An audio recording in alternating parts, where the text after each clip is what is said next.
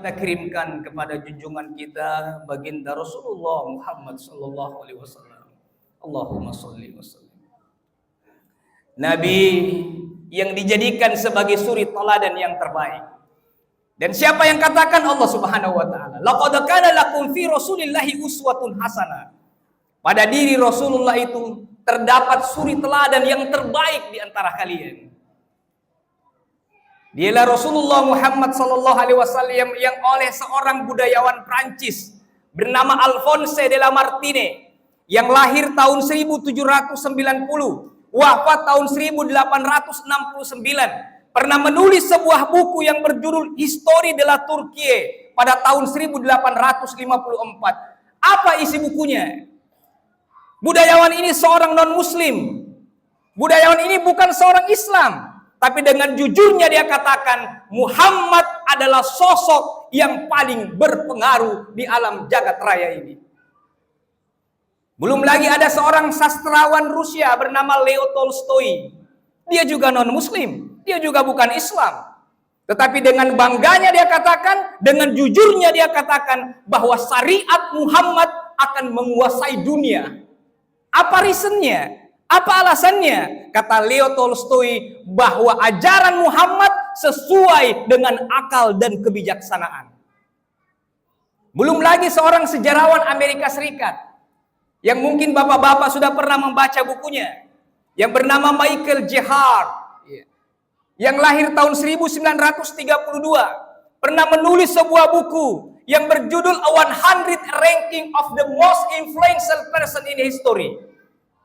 100 tokoh yang berpengaruh dalam sejarah manusia. Siapa yang ditaruh di top 5? Siapa yang ditaruh di top 5? 5 besar siapa? Urutan kelima dia taruh Konghucu, pendiri agama Konghucu. Di urutan keempat dia taruh Siddhartha Gautama, pendiri agama Buddha, orang berpengaruh dalam sejarah manusia. Di urutan ketiga siapa dia taruh? Yesus Kristus.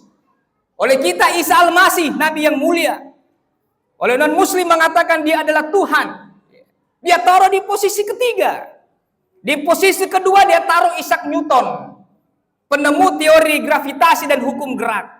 Dan siapa yang ditaruh di top 1? Siapa yang ditaruh di urutan paling pertama? Dengan jujurnya dia katakan Nabi Muhammad sallallahu alaihi wasallam.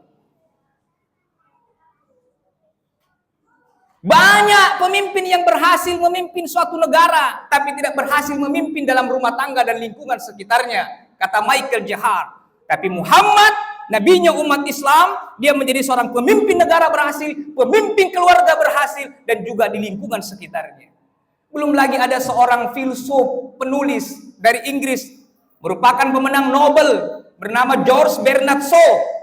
Apa yang dia tulis tentang Rasulullah Muhammad SAW? Dia katakan apa? Saya telah mengkaji sejarah peradaban tinggi di dunia ini, tentang keteladanan yang tinggi di dalam dunia ini, dan tidak ada yang saya temukan kecuali ada pada diri Muhammad SAW.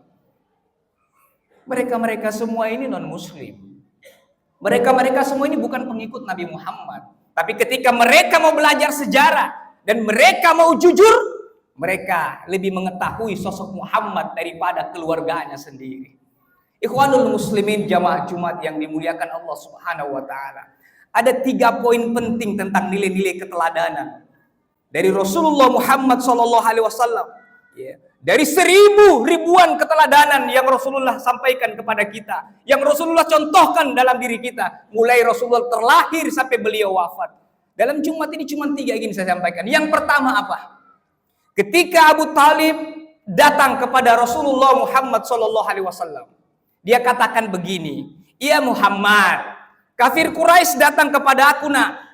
Dia sampaikan begini kepadaku, kalau Muhammad butuh kekayaan, kami akan berikan kekayaan kepadamu asal tinggalkan dakwah itu."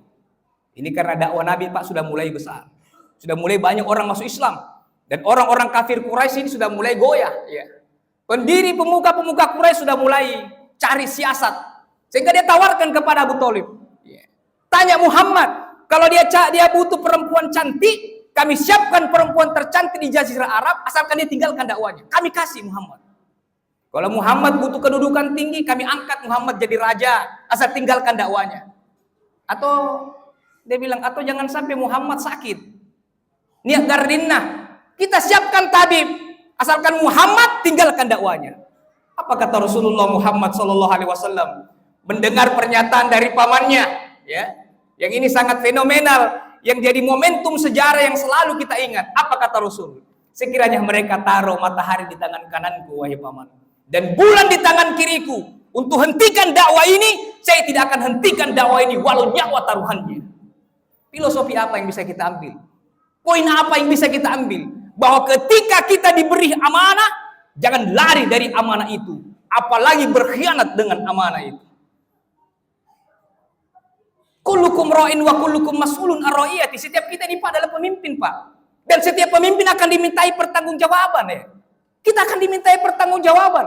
Saya sebagai seorang kepala keluarga yang punya 5 anak, 2 laki-laki, 3 perempuan, akan dimintai pertanggungjawaban.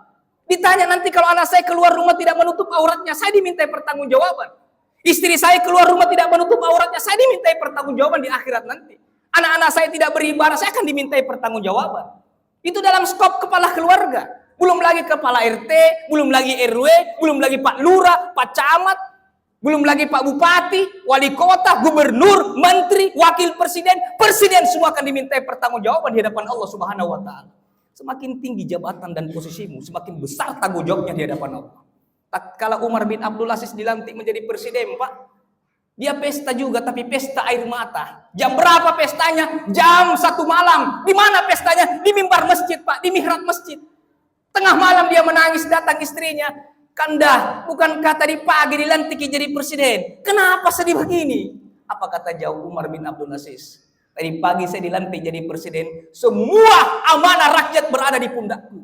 Dan saya takut kalau ada satu unta yang jatuh di kota Baghdad gara-gara jalannya lubang itu, dan saya dimintai pertanggungjawaban karena jalannya belum saya perbaiki. Bayangkan Pak, takutnya seorang presiden kala itu kalau ada seekor binatang saja yang jatuh karena jalannya rusak dan dia lupa perbaiki jalan itu. Jaga amanah dengan sebaik-baiknya. Jangan lari dari amanah, apalagi berkhianat dengan amanah. Kita akan dimintai pertanggungjawaban. Seorang abdi negara akan dimintai pertanggungjawaban. Bahkan seorang cleaning service akan dimintai pertanggungjawaban. Jaga amanah sebaik-baiknya. Sebagai seorang driver, jaga amanah dengan sebaik-baiknya. Sebagai seorang pegawai, jaga amanah sebaik-baiknya. Jaga amanah sebaik-baiknya. Jangan lari dari amanah, apalagi berkhianat. Jangan disuruh urus laptop. Justru laptop itu Pak dikorupsi 1,9 triliun. Disuruh urus kota haji dia bisniskan. 92% untuk kota haji non reguler, 8% untuk kota haji khusus, dia bagi 50%. Nauzubillah min zalik, summa nauzubillah. Diberikan amanah jabatan, jangan khianat dengan jabatan itu. Para dewan jenderal yang meninggal 1 Oktober 1965, Pak. Jenderal-jenderal kita yang meninggal, saya bilang apa dalam status Facebook saya?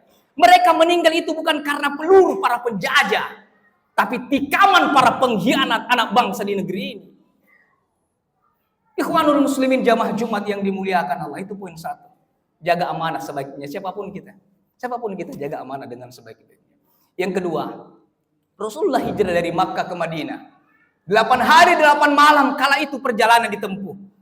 Kala itu juga siangnya itu membakar, Pak, bisa membakar kulit saking panasnya. Dan malam hari itu akan menusuk sampai ke tulang-tulang sumsum. Rasul jalani semua itu tidak pernah mengeluh. Talebake kun rarim, Pak. Sedikit pun Nabi tidak pernah mengeluh. Apa pelajaran poin penting yang Rasul mau sampaikan dalam mengemban dakwah, dalam menjalankan amanah? Sabar ya. Sabar ki. Istainu bisabri wassalah. Jadikan sabar dan salat sebagai penolongmu. Innallaha ma'as sabirin. Kasih kabar gembira kepada orang-orang yang sabar, kata Allah. Sabar ki. Terjadinya perang kelompok antara di sana saudara-saudara kita karena orang tidak sabar, Pak ya. Terkadang kita tidak sabar, kenapa? Karena berita-berita hoax ini, Pak ya. Orang menyampaikan berita di sini kita gampang percaya, dan yang menyampaikan juga tanggung dosanya nanti kalau itu tidak benar. Makanya sering saya sampaikan sebelum sharing, saring dulu. Terkadang kita belum saring, kita sudah sharing. Nah kalau kita sudah sharing, ini mungkin habis. Orang sudah rekam nih. Jadi orang sudah sebar nih. Itu namanya jejak digital dan tidak akan bisa dihapus, Pak. Ketika awal permulaan itu jadi bencana, kita yang tanggung dosanya di hadapan Allah Subhanahu wa taala. Jangan mudah terpancing buat generasi-generasi muda, adik-adikku semua. Dapat berita-berita begini, woi, dipukul ki anu di sana, woi, ditusuk ki anu. Jangan kau langsung percaya dulu. Perhatikan baik-baik. Teliti dulu itu berita, tabayun dulu itu berita. Jangan sampai kita juga sudah panik ambil senjata kita pergi. Ya nauzubillah min salik summa nauzubillah. Sabar dalam kehidupan ini. Ya. Apapun persoalannya di dalam keluarga, menjalani aktivitas kita sabar. Dalam pekerjaan pun juga kita sabar. Ya. Itu poin yang kedua. Poin yang terakhir yang ketiga, Rasulullah Shallallahu Alaihi Wasallam membentangkan, menggulung tikar kebatilan dan membentarkan sajadah kebenaran, menentang arus budaya kala itu dan menghancurkan 360 patung yang berada di sekitar Ka'bah. Untuk apa? Untuk menegakkan kalimat La ilaha illallah. Rasulullah melakukan semua itu, Pak, tidak dapat fasilitas, ya. Tidak ada gajinya, tidak mendapat fasilitas. Kita sekarang ini, ya, ketua RT ada gajinya, ketua RW ada gajinya. Semakin tinggi jabatan kita, semakin banyak tugas, semakin banyak gaji dan fasilitas yang kita dapatkan. Sedangkan Rasulullah tidak seperti itu. Tatkala Umar bin Khattab masuk, dia ketok-ketok, Assalamualaikum warahmatullahi wabarakatuh. Rasul jawab, Waalaikumsalam. Siapa? Umar. Umar masuk. Rasul bangkit dari tempat tidurnya, kelihatan punggungnya Pak pelepah kurma. Umar menangis sejadi-jadinya. Air matanya tumpah membasahi janggutnya. Seolah-olah Umar berkata, ya Rasulullah, begini keadaanmu. Kau Nabi yang dimuliakan Allah Subhanahu wa taala. Tapi begini kondisi kita. Bagaimana dengan raja-raja Kisra dan Persia di Romawi sana? Mereka hidup, mereka tidur dalam dimpanan sutra dan emas, bertelekan dipan-dipan yang bagus. Apa kata Rasulullah? Umar, itu yang kau sebutkan tadi, itu jatahnya sudah diberikan di dunia. Jatah kita di akhirat nanti. Apa poin penting yang Rasul mau sampaikan? Hindari cara hidup yang hedon, Pak, ya. Hindari cara hidup yang penuh dengan kemewah-mewahan. Ya. Banyak bersyukur saja, ya. Banyak bersabar, banyak bersyukur. Kata agama, ketika melihat dunia, banyak-banyak melihat ke bawah. Ketika melihat akhirat, banyak-banyak melihat ke atas. Alhamdulillah, saya naik mobil. Saudara saya di samping naik motor. Yang naik motor juga bilang, Alhamdulillah saya naik motor. Tetangga sebelah kanan naik sepeda. Yang naik sepeda juga bilang, Alhamdulillah saya masih bisa naik sepeda. Yang di belakang rumah jalan kaki. Yang di belakang juga bilang, Alhamdulillah masih bisa jalan kaki. Yang di depan rumah sudah stroke, tidak bisa jalan. Yang stroke juga bilang, Alhamdulillah saya masih hidup. Ya. Tetangga kemarin sudah meninggal dunia, innalillahi wa inna ilaihi rajiun. Jadi ketika berbicara tentang urusan dunia, banyak-banyak melihat ke bawah, sehingga akan timbul rasa syukur dan sabar kita di hadapan Allah Subhanahu wa taala. Barakallahu li wa lakum fil Qur'anil azim wa nafa'ni wa iyyakum bima fihi minal ayati wa zikril hakim wa taqabbala minni wa minkum tilawatahu innahu huwal ghafurur rahim.